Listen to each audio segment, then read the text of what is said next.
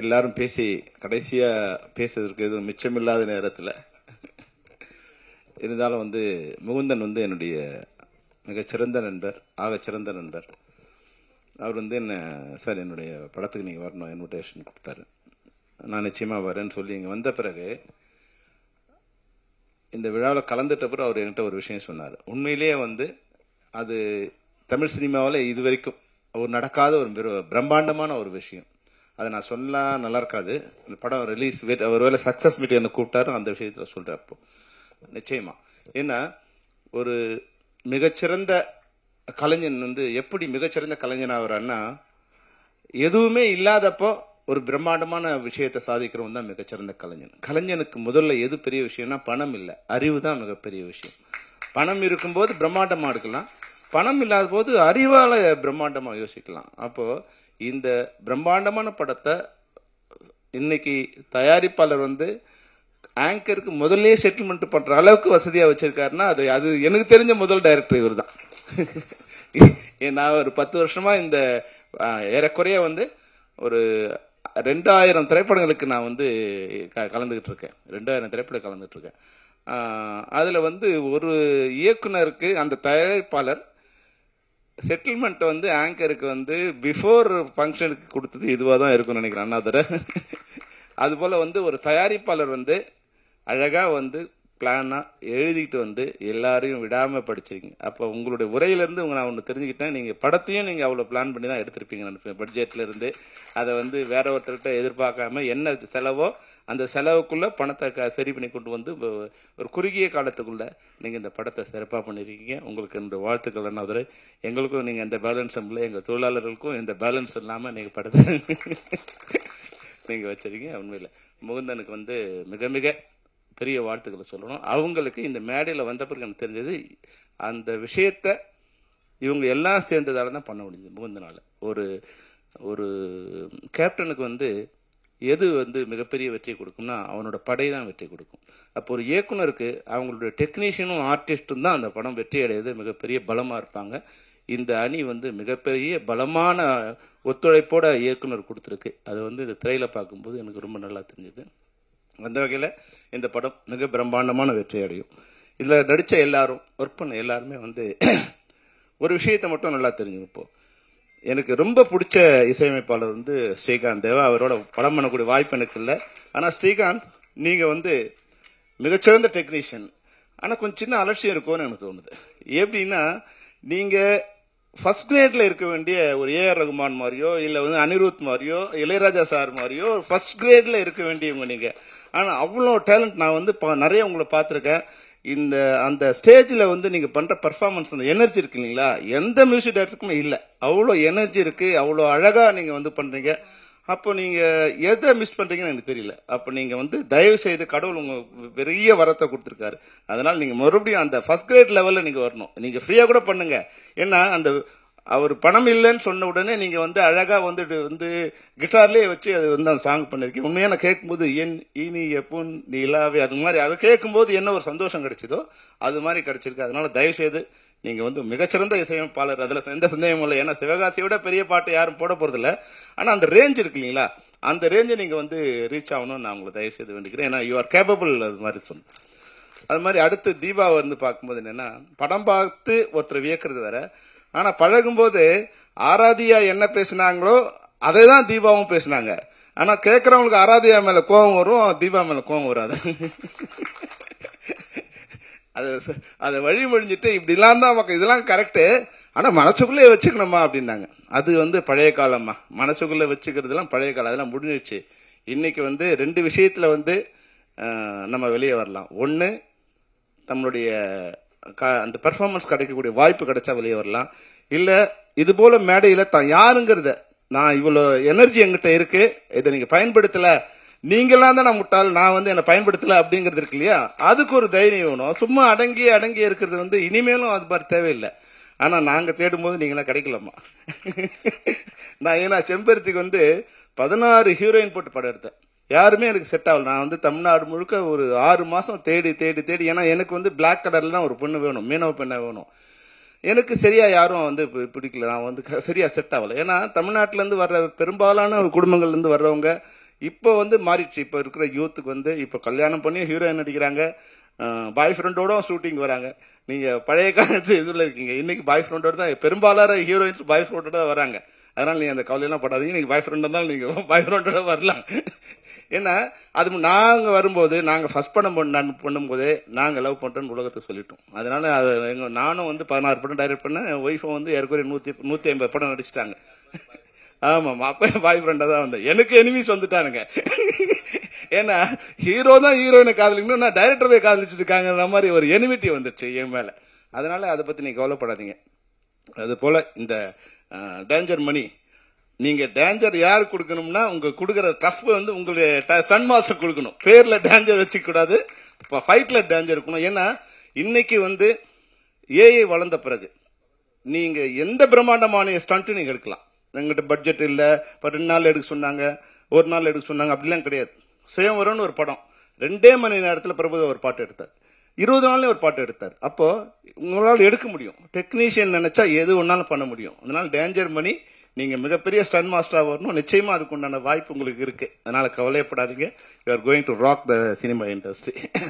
அது மாதிரி எனக்கு ரொம்ப பிடிச்ச ஒரு பெண்மணி வந்து நம்ம ஷக்கீல். அவங்க என் படம் ஒர்க் பண்ணதில்ல, ஒரே ஒரு படத்துக்கு சான்ஸ் கேட்க நம்ம சரஸ்வதி கூப்பிட்டு வந்தாங்க, சிஆர் சரஸ்வதி கூப்பிட்டு வந்தாங்க. உங்களையும் உங்க சிஸ்டர் வரும்போது அதனால அப்ப யூஸ் பண்ண முடியல. ஆனாலும் அதுக்கப்புறம் படம் பண்ணதுக்கு அப்புறம் ஒரு தைரியமா இப்ப ஆராதியா என்ன பேசினாங்களோ அது ஆமாண்டா என்ன இப்போ அப்படி உங்க கேள்வி கேட்க உனக்கு தகுதி இருக்கா, என்ன குறை சொல்ல உனக்கு தகுதி இருக்கா, இயேசுநாதர் சொன்ன மாதிரி யாரா யோகியம் முதல் கல் எடுத்தாடிங்கிற மாதிரி அந்த தைரியத்தோட ஒரு பெண் எதிர்த்து நின்னது எனக்கு தெரிஞ்சு நீங்க தான். நீங்க என்ன படம் பண்ணீங்க, எப்படி பண்ணீங்க, அப்படி வேற விஷயம். ஆனா அந்த தைரியத்தோடு நின்று தான் நின்னது மட்டும் இல்லாம தன்னை போல வந்து கிளாமரா பண்ற எல்லா ஆர்டிஸ்டையும் வர வச்சு அவங்களுக்கு வந்து நீ பயப்படாத, நான் உனக்கு துணையா இருப்பேன்னு சொல்லக்கூடிய, ஏன்னா பயந்து ஒதுங்கிடுவாங்க, நமக்கு எதுக்கு வம்பு அப்படின்னு நினைப்பாங்க. ஆனா அவங்களுக்கு கூட நீங்க வந்து ஒரு தோழியா சகோதரியா இருந்து நீங்க பண்றீங்க. அதுக்கு உங்களுக்கு என்னுடைய வாழ்த்துக்கள். அந்த வகையில எல்லாருக்குமே அது மாதிரி வந்து உண்மையாவே சமீபத்தா நீங்க வந்து பிரம்மாண்டமா சண்டை போட்டிருக்கீங்க. நிச்சயமா எல்லாரும் சொன்னாங்க நீங்க நல்ல ஹீரோயினா வரக்கூடிய வாய்ப்பு இருக்கு, ஆக்ஷன் ஹீரோயினா வரலாம். ஏன்னா அதுக்கு தான் கொஞ்சம் ஒரு காம்படிஷன் இல்லாம இருக்கு. அதனால நீங்க தனி குதிரையா நீங்க அதுல நீங்க வரலாம். கடைசியா சொன்ன மாதிரி ஆனந்தராஜ் பத்தி நான் சொல்லணும். ஏன்னா எல்லாரும் சொன்னாங்க இல்லையா, நான் பெரிய பையனா இருக்கும்போது அவனும் பெரிய பையனா இருந்தான். நாங்க 2 பேரும் கிளாஸ்மேட்ஸ். பிலிம் இன்ஸ்டியூட்ல 42 வருஷம் ஆயிடுச்சு. நானும் அவனும் ஜாயின் பண்ணி 42 வருஷம் ஆயிடுச்சு. அதனால எல்லாரும் சொன்னது உண்மைதான். ஏன்னா அவங்க படம் பார்க்கும்போது 18 வயசுல படம் பார்த்திருப்பாங்க. அப்ப உன்ன பெரிய ஆளா நினைச்சிருப்பாங்க. அப்ப உனக்கு 20 வயசுங்கிறது அவனுக்கு தெரியாது. அதனால அவங்க சின்ன வயசு சொல்லிட்டு இருப்பாங்க. நானும் அவனும் வந்து ஆனந்தராஜன் வந்து ஒரே நேரத்துல சினிமாவுக்கு வந்தோம். எங்க 2 பேருமே யாரும் மதிக்க மாட்டாங்க. அதுதான் எங்க. ஏன்னா வந்து நான் ரொம்ப தின்னா இருப்பேன். அது இல்லாம ரொம்ப மிடில் கிளாஸ்ல வந்தது. வெறும் சட்டையோ பேண்டோ எதுவும் பெரிய வசதி இல்லாமல் அப்படியே இருப்பேன். இப்போ அப்படிதான் இருக்கேன். அப்ப ஒன்னும் ரொம்ப மோசமா இருப்பேன் வச்சு. அப்போ அவன் வந்து என்னன்னா, அவர் வந்து நம்ம சிவராஜ்குமாரோட நண்பர். அவர் நம்ம இப்போ கன்னட ஹீரோ சிவராஜ்குமார் என் கூட படிச்சாரு. அப்ப அவரோட நண்பர் இவரு.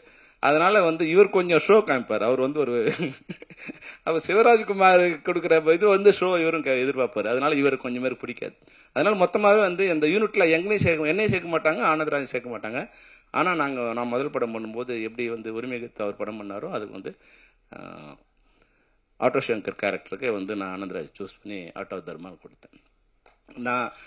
நான் என்ன எதிர்பார்த்தனோ அதை விட வந்து ஒரு 100 மடங்கு. இப்போ ஆராதியா சொன்னீங்க இல்லையா, நான் வந்து ஆனந்தராஜோட பெர்ஃபார்மன்ஸ்ல என்னோட பங்கு வந்து ஒரு 10-20 பங்கு தான் இருக்கு.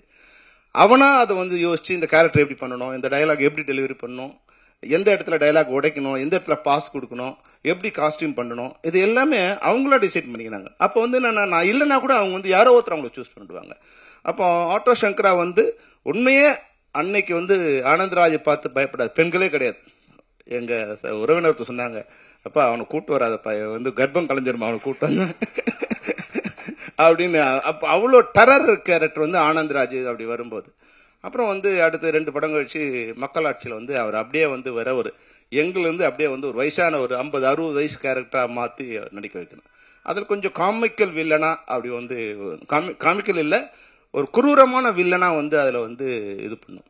அது பார்த்து மிரண்டு போயிட்டாங்க. அன்னைக்கு வந்து உண்மையில ஆனந்தராஜ் இப்படி ஒரு கெட்டப்பா அப்படின்னு. அப்போ அந்த வளர்ச்சி இருக்குங்களா, யாரு கூட வந்து எவ்வளோ 200 மேல ரீச் ஆயிட்டியா பா 400 படங்களை தாண்டி இருக்காரு. விரைவில் நீயும் 1000 படம் 1000 தலை வாங்கி அபூர்வ சிந்தாமணி மாதிரி 1000 படம் கண்ட ஆனந்தராஜா நீ மாறணும். அந்த அளவுக்கு வாய்ப்பு இருக்கு. ஆனா பேரரசு சொன்னதுல மட்டும் எனக்கு ஒரு சின்ன இது இருக்கு. என்னன்னா ஆனந்தராஜ் நம்பியார் சாமி மாதிரியோ இல்ல அசோகன் மாதிரியோ மாற மாட்டார். அவர் எம்ஆர் ராதா மாதிரி தான் வருவானே தவிர அது வில்லனாவும் நடிப்பான், கேரக்டராவும் நடிப்பான், காமெடியனாவும் நடிப்பான். அதனால அந்த இது அந்த டெரர் கொண்டு வரக்கூடிய இப்போ இதுல பார்க்கும்போது சிரிப்பு வர வைக்கணுங்கிறது அவன் நோக்கமா இருந்ததால நமக்கு சிரிப்பு வந்தது. ஆனா இப்போ அவன் டெரர் வர வைக்கணும் நிச்சயமா அவரால் முடியும். அந்த அளவுக்கு அந்த கேப்பபிலிட்டி உள்ள ஆர்டிஸ்ட் ஆனந்தராஜ். அவங்க சேர்ந்து மெட்ராஸ் மாஃபியா கம்பெனி ஆரம்பிச்சிருக்காங்க. இந்த மாஃபியா கம்பெனி பேர்ல மட்டும் மாஃபியாவா இருந்துட்டு வசூல்ல மிகப்பெரிய கலெக்ஷன் பண்ணி தமிழ் இண்டஸ்ட்ரியை வாழ வைக்கணும். சின்ன திரைப்படங்களை இது போல இயக்குனர்கள் முகுந்தன் மாதிரி இயக்குனர்கள் தான் மற்ற இன்னைக்கு இருக்கிறவங்க எல்லாம் முகுந்தன் கிட்ட ஒரு பாடம் கத்துக்கணும். என்னன்னா வர்ற தயாரிப்பாளருக்கு என்ன பட்ஜெட்ல பணம் சொன்னமோ அந்த பட்ஜெட்டுக்குள்ள படத்தை முடிச்சு அவங்க ரிலீஸ் பண்றதுக்கு யாருகிட்டையும் போய் கையேந்தாத ஒரு இடத்துல, அதாவது நமக்கு 1000 கற்பனை இருக்கும். இன்னைக்கு தமிழ் திரைப்படங்களுக்கு ஃபைனான்ஸ் பண்றதுக்கோ இல்ல படத்தை பணம் கொடுத்து வாங்கறதுக்கோ யாருமே இல்லை. அப்ப தயாரிப்பாளர் மட்டும்தான் மொத்த சுமையும் சுமக்கணும். பைசாவிலிருந்து மொத்த சமயம் சுமக்கணும். இன்னைக்கு நம்ம படம் கொடுத்தா கூட அது ப்ரொஜெக்டர் கூட தியேட்டருக்காரங்க வாங்க மாட்டாங்க. அந்த ப்ரொடக்ட் சார்ஜ் கூட நம்ம தான் கொடுக்கணும். போஸ்டர் கொடுக்கணும், போஸ்டர் கொடுத்ததுக்கு பேஸ்ட் கொடுக்கணும், பேஸ்ட் ஓட்டுறதுக்கு கூலி கொடுக்கணும், எல்லாத்தையும் நம்ம தான் கொடுக்கணும். அப்போ அந்த தயாரிப்பாளர் இன்னைக்கு வசதியாகவும் அவருக்குள்ள இந்த பட்ஜெட்டுக்குள்ள நாங்கள் படம் முடிக்கணும்னு சொன்னா நிச்சயமா இயக்கணும். அந்த படத்துக்குள்ள அதாவது வெற்றி தோல்விங்கிறது வேற விஷயம். படம் வெற்றி அடையுது தோல்வி அடையுதுங்கிறது வேற விஷயம். ஆனா பல படங்கள் அந்த பட்ஜெட்டுக்குள்ள படத்தை முடிக்க முடியாதால இன்னைக்கு ஒரு பட்ஜெட் நம்ம சொல்றோம், அந்த பட்ஜெட்டுக்குள்ள படத்தை முடிக்கணும். ஒரு 10% இன்க்ரீஸ் ஆனா பரவாயில்ல. ஒரு 100 ரூபா சொன்னோம் 110 ரூபா ஆச்சு அப்படின்னா பரவாயில்ல. 100 ரூபா சொன்ன படம் 300 ரூபா 400 ரூபா ஆகும்போது அவங்க சம்பளத்தை தொழிலாளரும் கொடுக்க முடியாம படத்தையும் முடிக்க முடியாம அப்ப என்ன ஆகுது, சினிமா மேல ஒரு வெறுப்பும் ஒரு அவதூறு பிரச்சாரமும் வெளியே ஏற்பட்டுருது. ஆனா இன்னைக்கு ஒர்க் பண்றதுல இது போன்ற தவறுகள் நிச்சயமா ஒரு பண்பட்ட இயக்குனரா பண்பட்ட உதவி இயக்குனர் இருந்து வரவங்கிட்ட கிடையாது. ஏன்னா நான் அசிஸ்டன்ட் டைரக்டரா இருக்கும் போது மணிவன் சார்கிட்ட கூட இருந்தேன். அப்போ ஒரு கதையை உருவாக்கும் போது அந்த கதை எப்படி ஆரம்பிச்சு எப்படி கதையா வந்தது அந்த டிராவல்ல நான் அவங்களோட இருக்கேன். அப்போ எனக்கு ஒரு அறிவு இருக்கு, என்ன மாதிரி கண்டென்ட் எடுத்து எதெல்லாம் செதுக்கி ஒரு கதையா கொண்டு வந்தாங்க. அந்த கதையை ஷெட்யூல் போடும்போது அதை எப்படி சீனா பிரிச்சு எப்படி ஷெட்யூல் போட்டாங்க. அப்போ நாங்க டைரக்டரோட இருக்கோம். அதுக்கப்புறமா அதை ஷூட் பண்ணும்போது அந்த சீனை எப்படி உடைச்சு ஒரு ஷார்ட்டா எப்படி எடுத்தாங்க, எந்த ஷார்ட்ல எப்படி வந்தது. அப்போ நாங்க எடிட்டிங் போறோம். அப்போ ஒரு ஃப்ரேம் நாங்க பாக்குறோம். அந்த ஒரு இதுவும் நாங்க ஏபிசிடி கத்து கொடுக்குற மாதிரி நாங்க வேர்ட்ஸ் எப்படி ஆல்பாபெட்ல இருந்து வேர்ட்ஸை பில்ட் பண்றோமோ அது மாதிரி அந்த ஷார்ட்ஸை நாங்களே அதை எடிட் பண்றோம். அதை நாங்க சேர்த்து ஒரு சீனா நாங்க பாக்குறோம். அதை பார்த்த பிறகு நாங்களே ட்ரிம் பண்றோம். அதுக்கப்புறமா தான் டைரக்டர் வர போறாரு. அப்போ ஒரு கதை பேப்பர்ல எழுதி அதை உருவாக்கி ஷூட்டிங் பண்ணி ஒரு கோர்வையா செலுத்தி அது வர்ற வரைக்கும் அசிஸ்டன்ட் டைரக்டருக்கு அது உருவாக்குற தன்மை தெரிஞ்சிருக்கு. அப்போ பின்னாடி அதை எப்படி டப் பண்றதுல இருந்து டப்பிங் கூட போறதுல இருந்து ரீரெக்கார்டிங் வர்றதுல இருந்து மிக்சிங் பண்றதுல இருந்து அனைத்து வகையிலுமே நாங்க அவங்களோட இருக்கும்போது அந்த படம் எப்படி ஒரு குழந்தை மாதிரி 10 மாசத்துல எப்படி உருவாச்சோ அந்த அறிவு எல்லா துணை இணைத்து இருக்கு. இன்னைக்கு நான் யாருக்கிட்டையும் ஒர்க் பண்றதே இல்ல அப்படிங்கறத பெருமையா சொல்ற ஒரு அவமானமான சிச்சுவேஷன் இன்னைக்கு இருக்கு. இது நிச்சயமா இதை பெருமையா சொல்லக்கூடாது. எனக்கு காரே ஓட்ட தெரியாதுங்க, ஆனா நான் கார் வாங்கிட்டேங்கிறது எவ்வளவு கேவலமோ அது மாதிரி நான் ஒர்க்கே பண்ணலங்க நான் படம் கொடுத்துட்டேன்னு சொல்றது தயாரிப்பாளர்கள் தான் தவறு பண்ணணும். அவங்களுக்கு எதுவுமே தெரியாது. அதாவது ஒரு படத்தை வீடியோல பாக்குறாங்க இல்ல ஷார்ட் பிலிம் எடுக்கிறாங்க, அது டைரக்ட் பண்ண வராங்க. அது வெற்றி அடையல, நான் இல்லைன்னு சொல்லல. ஆனா அது மட்டுமே போதுமா? அது போதாது. அதாவது ஒரு அனுபவ அறிவு இருக்கும்போது இது எந்த பட்ஜெட்டுக்குள்ள வரும். அப்ப நாங்க ஒரு குடும்பமா பழகும் போது தயாரிப்பாளர் எப்படி இருக்காங்க, மற்ற டெக்னீஷியன்ஸ் எப்படி இருக்காங்க, அவங்களோட எப்படி பழகணும், எப்படி அவங்க கிட்ட அந்த வேலையை வாங்கணும், எப்படி தீபா சொன்னாங்களோ அவங்க மனசுல நினைக்கிறத மற்ற ஹர்ட் பண்ணாம அந்த விஷயத்தை எப்படி வாங்கணும் சொன்னாங்களோ அதையெல்லாம் நாங்க பை எக்ஸ்பீரியன்ஸ்ல நாங்க கத்துக்கிட்டு வரும்போது நிச்சயமா அந்த படத்தை ஒரு வெற்றி தோல்விங்கிறத தாண்டி நீ எல்லாம் வெற்றி படமா கொடுத்துருக்கீங்கன்னு கேட்கக்கூடாது. நான் தான் கேப்டன் புராணம் பண்ணேன், நான் தான் அதிரடி படை பண்ணேன், வெற்றியும் நான் தான் கொடுத்தேன், தோல்வியும் நான் தான் கொடுத்தேன். அது ரெண்டுத்துக்கும் ஒரே உழைப்பு தான். ஆனா ரெண்டுத்திலுமே ஒரு படம் இவ்வளவு மோசமா இருக்கான்னு யாரும் சொல்ல முடியாது. ஆனா இன்னைக்கு வர்றவங்களோட படம் ஒரு படம் வெற்றி அடையுது, ஆனா அடுத்த படம் வரும்போது அது படமாவே இருக்கிறதுல அது சம்பந்தப்பட்ட அனைவருமே பாதிக்கப்படுறாங்க. இப்ப மற்றவங்களோட பாதிப்பு பத்தி யாருமே கவலைப்படுறதில்லை. அந்த நான் ஏற்கனவே போன மீட்டிங்ல சொன்னேன், வந்த 2500 தயாரிப்பாளர்கள் 2100 தயாரிப்பாளர்கள் காணாம போயிட்டாங்க. அதை காணாம அடிச்சதுல இங்க இருக்கவங்களுக்கு பெரிய பங்கு இருக்கு. அது இவங்க யாருன்னா டிரைவிங் தெரியாத ஆள டிரைவரா கொண்டு வந்து வச்ச தயாரிப்பாளர். அதுதான் அவங்களோட தவிர இண்டஸ்ட்ரியோட தவறு இல்லை. இப்ப முகுந்தன் மாதிரி இந்த டேட்டுக்குள்ள படம் முடிக்கக்கூடிய இயக்குநர்கள் வந்து இன்னைக்கு 100 பேர் தயாரா இருக்காங்க, 200 பேர் தயாரா இருக்காங்க. ஆனா நீ எல்லாம் அசிஸ்டண்டா ஒர்க் பண்ணியா? நீ வந்து மணிவன் அசிஸ்டண்டா, செல்வமணி அசிஸ்டண்டா, உதயகுமார் அசிஸ்டண்டா? ஐயோ வேணாப்பா, அசிஸ்டன்ட்லாம் யாரும் வேண்டாம். புதுசா யாரா வந்தீங்களா? அசிஸ்டண்டே இல்லாம ஒர்க் பண்ணாதவங்க வந்தீங்கன்னா கதை சொன்னீங்கன்னா படம் எடுக்கிறங்கிறத தயாரிப்பாளர் அந்த ஒரு மென்டாலிட்டியில வந்துட்டாங்க. இது என்னன்னா ஒரு படம் வந்து அது போல இருக்க ஒருத்தர் வந்து வெற்றி அடையும் போது அது மாதிரியே எல்லா படங்களும் வெற்றி அடையும்னு அவங்க நினைக்கிறாங்க. அது வந்து தவறான கருத்து. அது போல இருந்ததால் தான் இன்னைக்கு இண்டஸ்ட்ரி கேவலமான மோசமான நிலைக்கு ஆளாயிருக்கு. இதெல்லாம் ஒரு படமா? நீங்க தினத்தந்தி அந்த பேப்பர் ஓபன் பண்ணும்போது அதுல 4 விளம்பரங்கள் பார்க்கும்போது இதெல்லாம் ஒரு டைட்டிலா, இதெல்லாம் ஒரு படமா, இந்த படத்தோட நம்ம விளம்பரங்கள் வரணுமா அப்படிங்கிற எண்ணத்துல தான் இருக்கு. அப்போ திரைப்படங்கள்ங்கிறது வந்து பல குப்பைகள் வரும்போது இது போல சிறந்த படங்கள் அது போய் அமைங்கி போகுது. அதனால தயவு செய்து தயாரிப்பாளர்கள் வரும்போது நீ என்ன போடு நான் உங்களை சொல்லல, ஆனா முகுந்தன் மாதிரி மிகச்சிறந்த இயக்குநர்கள் இங்க ஆகச்சிறந்த இயக்குநர் இருக்காங்க, அவங்களுக்கான வாய்ப்பை கொடுத்தீங்கன்னா இது போன்ற நல்ல திரைப்படங்கள் உருவாகும் என்று கூறிக்கொண்டு அனைவருக்கும் வாழ்த்துக்களை தெரிவித்துக் கொண்டு நீங்கள் விரைவில் சக்சஸ் மீட் நடத்தணும். அதுல நாங்களும் வந்துட்டு எங்களுடைய ஆனந்தத்தை பகிர்ந்து கொண்டு அப்போ அதுல எனக்கு முகுந்தன் என்ன சொன்னாரோ அதை நான் அந்த கருத்தை நான் சொல்றேன் உங்ககிட்ட. அப்போ நீங்க உண்மையிலே வியப்படுவீங்க. ஏன்னா நானும் அதை கேட்டவொன்னே நான் ஷாக் ஆயிடுச்சு. ஓஹோ இப்படியா அப்படின்னு ஷாக் ஆயிடுச்சு. அந்த சக்சஸ் மீட்ல அந்த ரகசியத்தை உங்களோட சொல்றேன். All the best, all the best, all the best.